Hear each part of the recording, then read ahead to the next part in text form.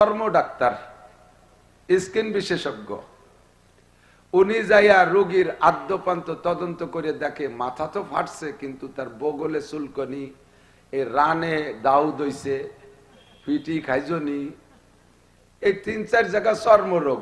উনি এসে বলতেছে স্যার বিদেশে পাঠান, পরে পাঠান, এ মাথার চিকিৎসা আজকে বাড়ি লাগছে তো 2 দিন পরে হোক। আমি তো চর্মরোগ বিশেষজ্ঞ, আমি খুব ভালো জানি এই চর্মরোগ বহুত বড় একটা খারাপ জিনিস।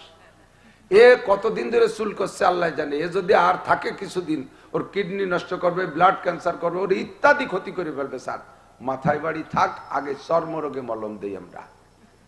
বক্তাও খুব সুন্দর, এমন সুন্দর করে বুঝাইছে ডাক্তার, সব ডাক্তার হাইর মানে গেছে। তাই নাও সবাই মলম মাখাও চর্মরোগে। ঘন্টা খানিক মলম মাখাতি মাখাতি মাথার চিকিৎসার কোনো খেয়াল নেই, রুগী শেষ।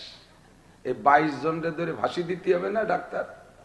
ডাক্তারই না, রোগ তো সব এক সাইজ না। কতক্ষণ মাথায় কুরল দিয়ে বাড়ি লাগছে, বাড়ি বাড়ি পিঠে পিঠে হয় না এদিক মাঝে মাঝে, সাবলির বাড়ি লাগছে মাথার এর মাঝখানে। মাথা ফাইটা গেছে, নাক দিয়ে মুখতে কান দিয়ে রক্ত বেরোচ্ছে, বমি করতেছে, রক্ত বমি। মাগুরার ডাক্তার ভয় পেয়ে গেছে, এটা আমাদের দ্বারা সম্ভব না, খুলনা নিয়ে যান।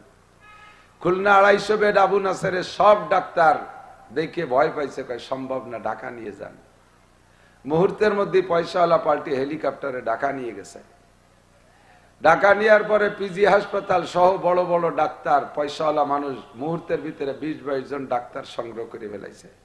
ডাক্তাররা রুগীরে মাঝখানে বসে বোর্ড বসছে, কি করা যায়, আমরা কি রাখবো নাকি, পয়সা আছে, পাসপোর্টও করা আছে, 100টাই সিঙ্গাপুর পাঠাই দেবো, কি করব।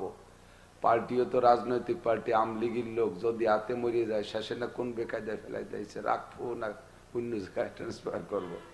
এই দড়ি দরবার চলতেছে। এর ভিতরে একজন ডাক্তারের দেশে যে আমরা বোর্ড করে মশওয়ারা করি, আর আপনি রুগীর বর্তমান হালাত পর্যবেক্ষণ করতে থাকেন, দেখেন কি অবস্থা। আপাতত কি চিকিৎসা দেওয়া যায়। তো যে ডাক্তারে পাঠাইছে ওই ডাক্তার আবার চর্ম ডাক্তার, স্কিন বিশেষজ্ঞ। উনি যাইয়া রোগীর আদ্যপান্ত তদন্ত করে দেখে মাথা তো ফাটছে কিন্তু তার বগলে চুলকনি, এই রানে দাউদ হইছে, পিটি খাইজনি, এই 3-4 জায়গা চর্ম রোগ। উনি এসে বলতেছে স্যার বিদেশে পাঠান, পরে পাঠান, এ মাথার চিকিৎসা আজকে বাড়ি লাগছে তো 2 দিন পরে হোক। আমি তো চর্মরোগ বিশেষজ্ঞ, আমি খুব ভালো জানি এই চর্মরোগ বহুত বড় একটা খারাপ জিনিস। এ কতদিন ধরে চুল করছে আল্লাহ জানে। এ যদি আর থাকে কিছুদিন ওর কিডনি নষ্ট করবে, ব্লাড ক্যান্সার করবে, ওর ইত্যাদি ক্ষতি করে ফেলবে। স্যার মাথায় বাড়ি থাক, আগে চর্মরোগে মলম দেই আমরা। বক্তাও খুব সুন্দর, এমন সুন্দর করে বুঝাইছে ডাক্তার, সব ডাক্তার হাইর মানে গেছে। তাই নাও সবাই মলম মাখাও চর্মরোগে। ঘন্টা খানিক মলম মাখাতি মাখাতি মাথার চিকিৎসার কোনো খেয়াল নেই, রুগী শেষ। এই 22 জনরে ধরে ফাঁসি দিতে হবে না ডাক্তার? ডাক্তারই না, মাথায় বাড়ি বাদ দিয়ে আগে চর্মরোগ খাইজো নীতি মলম মাখানো, এ কোনো বুদ্ধিমানের কাজ হলো?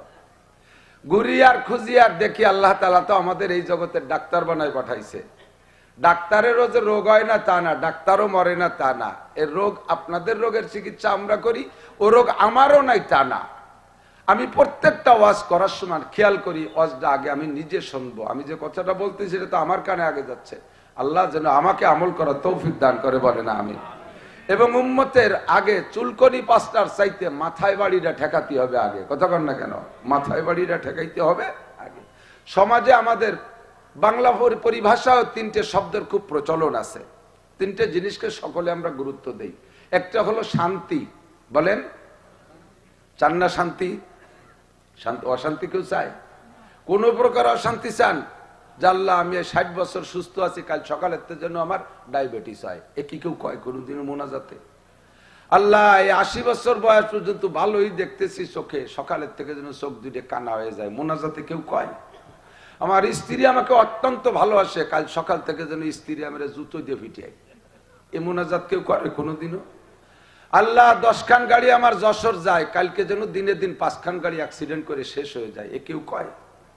আল্লাহ নির্বাচনে দাঁড়াইছে, আমিও দাঁড়াইছি, আমার প্রতিবেশী ভাইও দাঁড়াইছে, আমি যদি জিতে যাই, ও যদি হারিয়ে যায় তাহলে ওর মন খারাপ হবে, আল্লাহ তুমি আমারে হারাই দিও, আমার ভাইরে জিতে দিও, এ কেউ কয় কোনোদিনও? যেভাবে হোক নিজেরটাই সবাই চায়, নিজের জয় নিজের সফলতা সকলে চায়, এবং শান্তি চাইবেন। আল্লাহ শিখিয়ে দিয়েছে, মুনাজাত শিখিয়ে দিয়েছে, কোরআন শরীফের মধ্যে আছে। কি বলবেন? রব্বানা আতিনা ফিদ দুনিয়া হাসানা, রব্বানা আতিনা ফিদ দুনিয়া হাসানা ওয়া ফিল আখিরাতি হাসানা ওয়া কিনা আযাবান নার। আল্লামা জালালউদ্দিন রুমি রহমাতুল্লাহ আলাইহি মসনবী শরীফের ভিতরে এই আয়াতের তরজমা তার ভাষায় শের দিয়ে বলেন, আতিনা ফি দারে দুনিয়া না হাসান, আতিনা ফি দারে দুনিয়া না হাসান, আতিনা ফি দারে উকবা না হাসান। রব্বুল আলামিন দুনিয়ায় অশান্তি চাই না, আখিরাতে অশান্তি চাই না, কোন কালে আমি অশান্তি চাই না, উভয় জগতের শান্তি চাই, উভয় জগতে হাসতে চাই, আমি কোন জগতে কানতে রাজি না।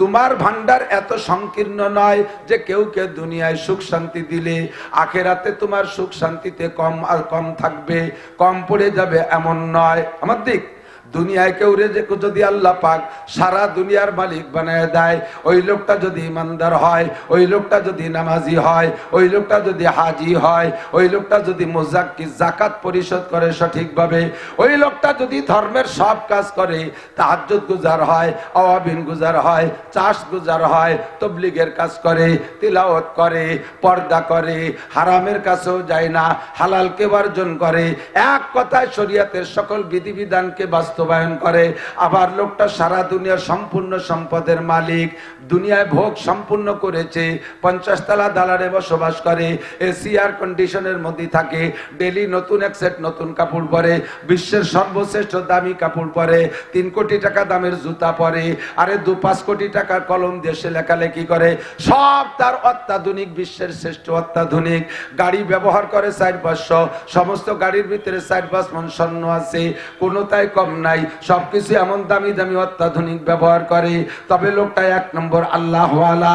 ওই লোকটা দুনিয়ার এত ব্যবহার করেছে, এত ভোগ করেছে, ইমানের সাথে যদি ওর মরণ হয়, কিয়ামতে আল্লাহ পাক তাকে বলবে না, বান্দা আমার গোডাউন খালি হয়ে গেছে, তোমারে দুনিয়ায় সব দিয়েছি, এখন তুমি কিছু পাইবা না। আমার আল্লাহ পাকের গোডাউন এইরকম সংকীর্ণ না। আমি দুনিয়ারও শান্তি চাই, আমি আখিরাতেরও। কি চান না আপনারা? কেউ বলবেন না জাহান্নামের আগুন মাবুদ সইতে পারবো না, দুনিয়াতে নৌকা দাইয়া আখেরে কাদাইও না। এই মুনাজাত কখনো কেউ করবেন না। দুনিয়ায় যদি আল্লাহর কাছে কান্না চান, আল্লাহ এমন কাদান কাদাইতে পারে, এমন কাদান কাদাইতে পারে, আপনি কান্না করে শেষ করতে পারবেন না, আপনি ঈমান পর্যন্ত ধরে রাখতে পারবেন না। কান্না যদি আল্লাহর কাছ থেকে চাইয়া নেন, মামলা দিয়ে কান্না কাঁদাবে, হামলা দিয়ে কাঁদাবে, রোগ দিয়ে কাঁদাবে, শোক দিয়ে কাঁদাবে, অর্থনীতি দণ্ডি দিয়ে কাঁদাইবে, সন্তান দিয়ে কাঁদাবে, বউ বাচ্চা দিয়ে কাঁদাবে, প্রতিবেশী দিয়ে কাঁদাবে, পুলিশ দিয়ে কাঁদাবে, বিচারক দিয়ে কাঁদাবে, সরকার দিয়ে কাঁদাবে। হাজারো রকম কান্না কাঁদানোর ব্যবস্থা আল্লাহ পাকের কাছে আছে। আপনি যদি বলেন রব্বা আল্লাহ দুনিয়াতে নেও কাঁদাইয়া, কোন সময় এই গজলটা কবুল হয়ে যাবে, এবার কাঁদানো শুরু হয়ে যাবে, কাঁদও সারতে পারবেন না। কেন কাঁদবো আমি, কেন কাঁদবো আমি, কেন দুনিয়ার কষ্ট করবো, আমি রাজি না। আপনারা কেউ রাজি থাকলে সে কইতে পারেন আমি রাজি না। হযরত উসমান গনি রাদিয়াল্লাহু তাআলা আনহু খানা খাইতে বসতেন 15-20 প্রকারের তরকারি নিয়ে। ধনী মানুষ তো, বাজার ঘাট করতেন, খুব প্রশস্ত মনের মানুষ ছিলেন। শুধু নিজে খাইতেন না, অন্যকে খাইতেন। হুব্বি বিলাইহিমিনা দুনিয়া সালাস, এই দুনিয়ায় 3টা জিনিস আমার ভালো লাগে। 1 নম্বরে ইতআমুল জিআন, নিজে তো খাবো, ক্ষুধার্তকে দেখে দেখে খাওয়াইতে ভালো লাগে। 2 নম্বরে কিসওয়াতুল উরিয়ান, বস্ত্রহীনকে বস্ত্র দিতে আমার ভালো লাগে, ক্ষুধার্তকে খাওয়াইতে ভালো লাগে, অভাবীকে কাপড় দিতে ভালো লাগে। ওয়া তেলাওয়াতুল কুরআন, আর কুরআন শরীফ তেলাওয়াত করতে ভালো লাগে। আশেকে কুরআন ছিলেন হযরত উসমান গনি। আল্লাহ পাক তার মৃত্যুটাও করেছেন সেইভাবে, জীবন ভরে কোরআনকে তেলাওয়াত করে, মহব্বত করে, ভালোবাসে। এই কোরআন তেলাওয়াতের ভিতর দিয়ে তার শাহাদত হয়ে গেছে। তিলাওয়াত করতেছিলেন মসজিদে, ওই অবস্থায় সে তাকে হত্যা করে দিয়েছে, শহীদ হয়ে গেছে। হযরত উসমান গনি দিতেনও যেমন, খাইতেনও তেমন, 15-20 প্রকার তরকারি নিয়ে বসতেন। ইতিমধ্যে যদি একজন কেউ বলছে, হযরত আবু বকর তো এত খাই নাই, ওমর তো এরকম খাই নাই, আপনি এত বেশি খান কেন? ওই দাও, ওই কজনে দাও। তোকে কজনের আব্বা মা যদি ভালো হয় তালি বয়, আর যদি বাদামি হয় তালি ওই চালুতি থাক, যা। বেশি আর কিছু করলাম না। আকাম করিস রে, বসবো যে তোকে মা বাবা খারাপ, অত দূর গালি নিস নিয়া, মাঠেই শেষ করে দে।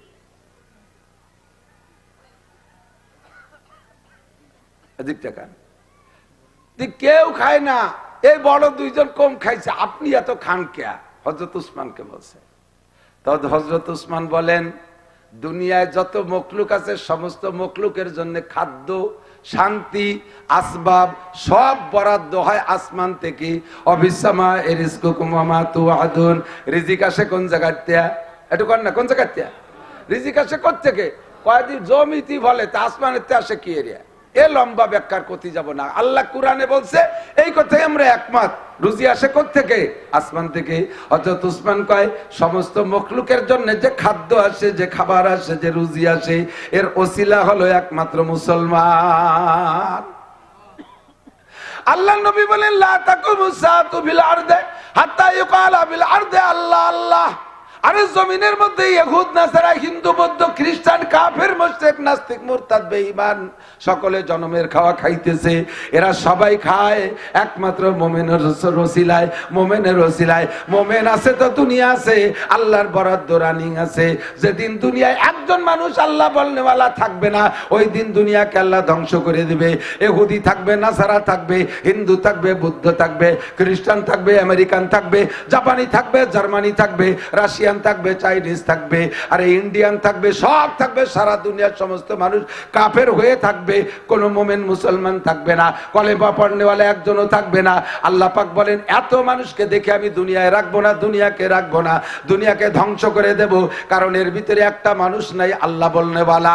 বর্তমানে আল্লাহর রহমতে 200 কোটি মানুষ আছে মুসলমান, 250 কোটি মানুষ নামাজ পড়ুক আর না পড়ুক, আল্লাহু আকবার, রোজা রাখুক আর না রাখুক, হজ করুক আর না করুক, স্বাভাবিক ভাবে জিকির করুক আর না করুক, কমপক্ষে বিপদে পড়লে তো আল্লাহ বলে ডাক দেয়।